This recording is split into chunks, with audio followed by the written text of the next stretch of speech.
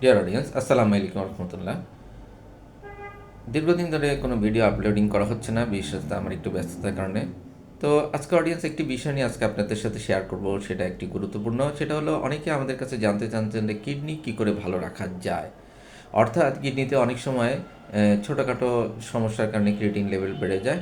এটা একটা ক্ষতিকারক, এবং এটা পেশেন্টের একটা দুশ্চিন্তার সৃষ্টি হয়। কী করে উনি জানতে চাচ্ছেন যে কী করে ওনার কিডনিটা ক্রিয়েটিন লেভেল কমানো যায়, কীভাবে সুস্থ রাখা যায়, এবং পূর্ণ আপনার শরীরে যেসব ওয়েস্ট সাবস্টেন্স বা বর্জ্য তৈরি হয় সেগুলি আপনি যেন সহজে বের হয়ে যায়।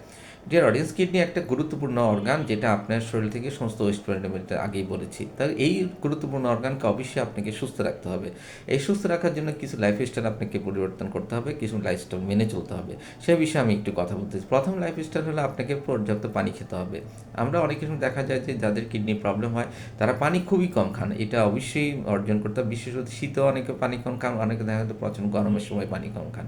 তা পানির সাধারণত একটা হিসাব হলো যে প্রতি 10 কেজি বডি ওয়েটের জন্য আমরা 1 লিটার পানি খাওয়ার জন্য বলি। অর্থাৎ আপনার যা ওজন সেটা মানে এই হিসাবে করলে আপনার দিন 12 থেকে 14 গ্লাস নিয়মিত পানি খেতে হয়। এটা অবশ্যই মনে রাখবেন।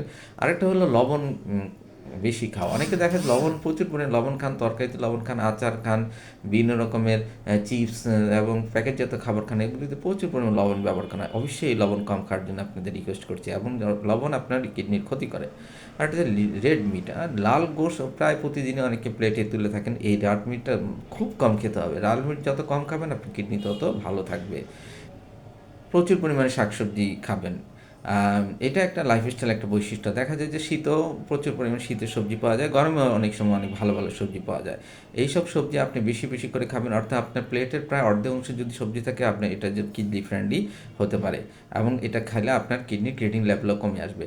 প্রতিদিন হাঁটুন, একটা নিয়ম করে রুটিন করে প্রতিদিন 30 থেকে 40 মিনিট হাঁটুন, এবং দেখবেন আপনি এতে ওজন কমে যাবে, আপনার কিডনির ক্রিয়েটিন ভালো থাকবে, সার্কুলেশন ভালো হওয়ার কারণে ওয়েস্ট প্রোডাক্টও বের হয়ে যাবে। অবশ্যই এটা নিয়মিত করতে হবে। এবং আরেকটা হলো নিয়মিত ঘুমাতে হবে। অনেকে দেখা যায় যে ঘুমটা কম যান, মানে 6 থেকে 7 ঘন্টা ঘুমটা একটা ম্যান্ডেটরি কিডনি ভালো রাখার জন্য।